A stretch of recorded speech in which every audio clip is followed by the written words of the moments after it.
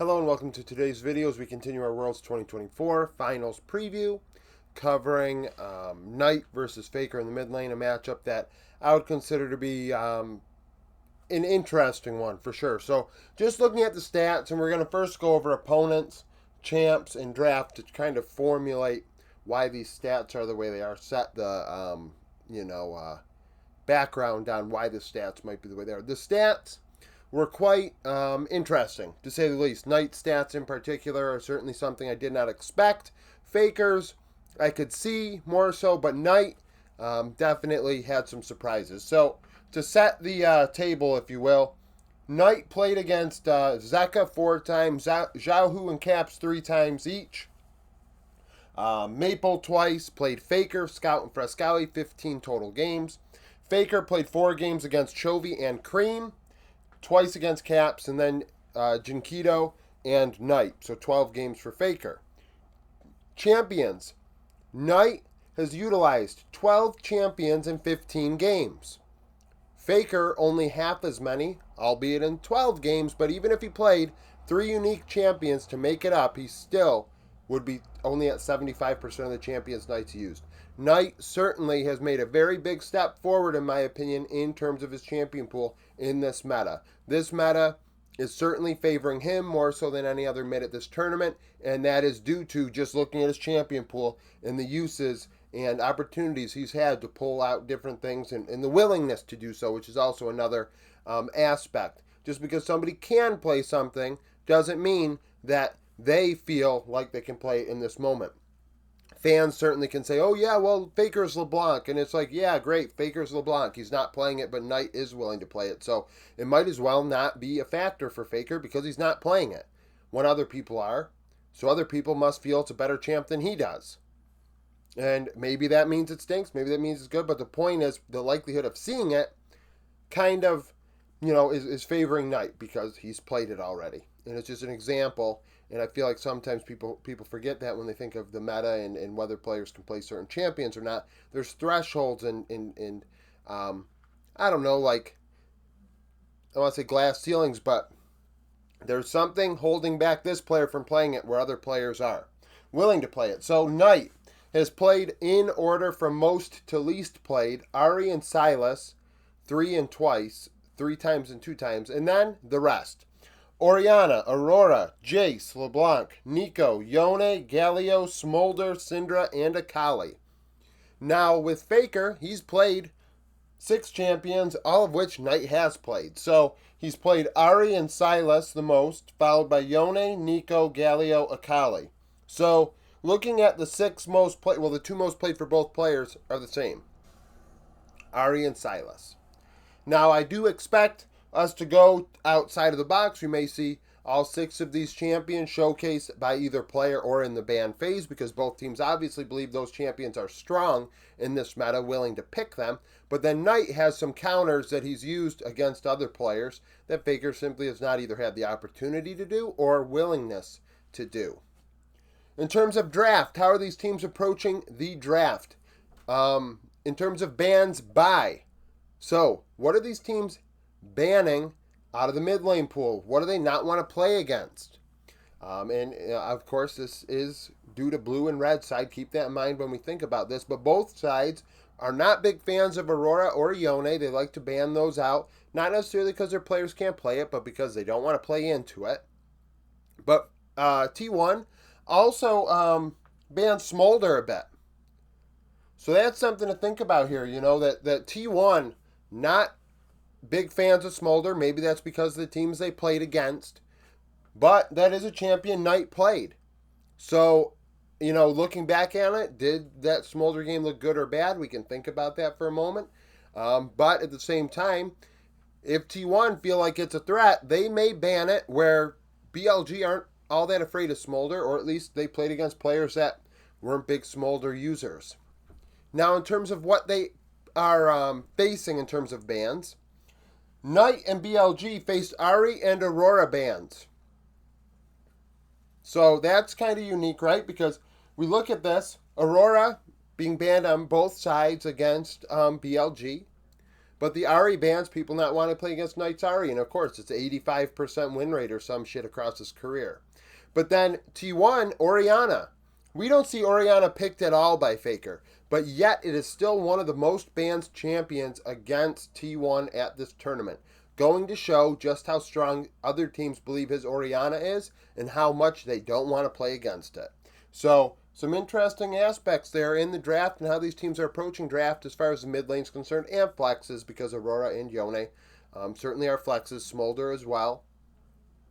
In terms of stats now, Knight and Faker, solid KDAs. Are they going to win the KDA award? No, but they're decent enough.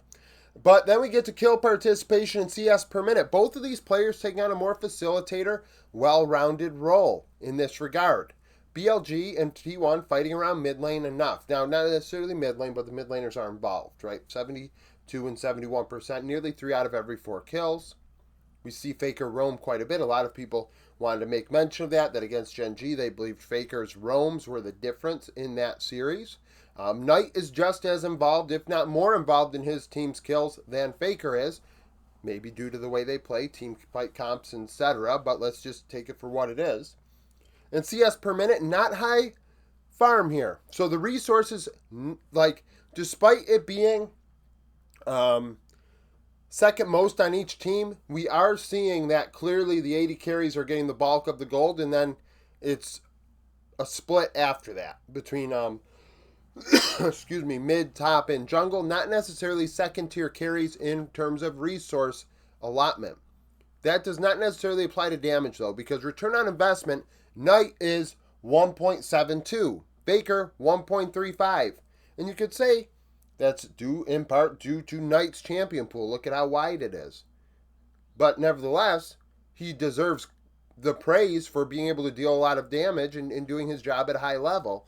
Where Faker, not necessarily as many opportunities to deal damage. I'm sure if we looked at the kill per game, I think I already said that this week, BLG probably are quite a bit higher than T1, a lot more active than T1. Vision efficiency, Knight a little more efficient, 3.76 to 3.13. Faker, of course, his vision watching his other team's screens, and that's not a detriment to him. He's trying his best to shot call and carry his team in that regard. He's always watching. It just maybe not with a ward on the Rift. At 15 minutes, both players on average are ahead. Knight, 237 gold. So every game he goes even. There's a game he goes 474 ahead. Faker, 463 gold ahead on average. Every game he goes even. There's a game he's over 900 gold ahead, which is a sizable item. You could probably make a difference in a early game team fight with that item. XP, rather close to their opponents. Knight up 100, Faker down 74, essentially nothing. Solo kills per game, neither player all that aggressive. Knight with 3 solo kills in 15 games, Faker 2 in 12. So these players not playing super aggressive in the solo lanes either. Champions played, we went over that. Knight definitely has way more champions played than Faker. In terms of damage share and gold share, so we'll first start with gold share. It's very close, 22.6 and 21.4. So we're seeing second tier gold share out of BLG's Knight pretty clearly, but Faker actually is second on his team as well, slightly more than Zeus. I think Zeus is at 21%, where BLG, I think there is a slight drop off maybe from 22.6 to a 21% for BLG. And then when we look at damage, that's the difference here, right? So Knight is dealing a lot more of his team's damage than Faker is for his.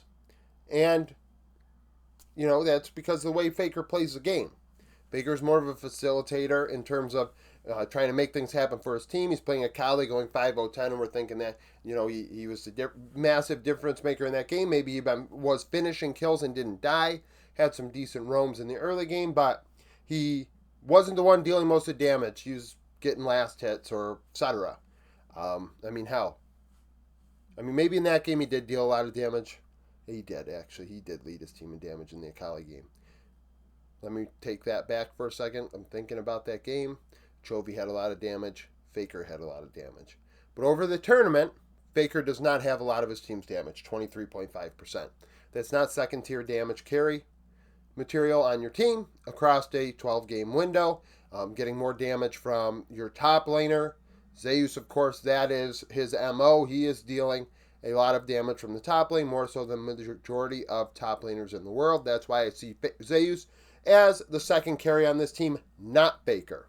Faker is the most valuable player on this team because he shot calls, because he is carrying that team in ways that stats will never show, because we saw what happened last summer when Faker didn't play. The team played like shit. The 4 other players did not show up. They were losing to teams that were terrible. They go on to win Worlds because Faker's back in the lineup, and Faker is the one that makes things happen for this team. He is the glue that makes things happen for this team. He is the most valuable player in the world because of this. We see what the team looks like when Faker is on the Rift. Last summer we saw what the team looks like with Faker off of the Rift.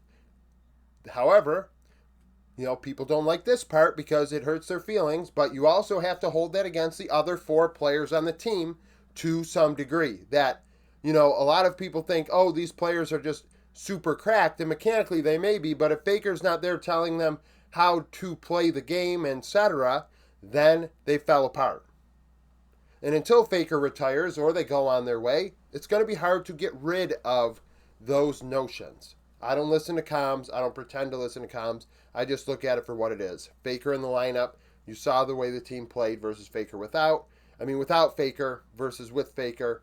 You'd say Poby wasn't ready, and probably not. But if you're literally if you have 5 players and you want to think that 4 of the top 5 are top 5 in the world, you should be able to play with a challenger mid laner and still have at least a 500 record, and I'm pretty sure they did not come close to that.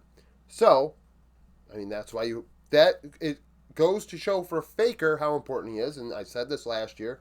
A lot of new T1 fans following the channel now, so they get, they can do a little bit of a tizzy because I don't kiss T1 players' ass, but the fact of the matter is, I have acknowledged how good Faker is outside of what stats indicate. Ways that Knight is simply not going to match Faker. I don't listen to comms. I don't believe that Knight shot calls for BLG. So that is a thing. That's an advantage Faker has that Knight doesn't. There's a reason why Faker is very valuable and why Knight isn't, but also why, I may look at the mid lane rankings and say to myself, well, this is not a thing that I consider in my best mid laners in the world, because when I look at the mid lane, I don't see it as a shot calling role. I see the jungle and support as a shot calling role. So I don't see mid laner. I'm not holding it against Faker. I'm just saying the reality is I don't look at mid lane that way. So it's an advantage Faker has it. Others simply don't, but that's on a grander and more broader look at things. So, this matchup's going to be interesting. Who gets more done? I said that about jungle, but the fact is who gets more done has a good chance of winning this one. Faker needs to come up with something different because Knight's played a lot of different shit at this tournament, and he could play a lot of different things in this series. So thank you for watching. If you like the video, like it, subscribe to the channel for daily League of Legends content. Follow me on Twitter, join the Discord, become a YouTube supporter, and hope to see you again tomorrow.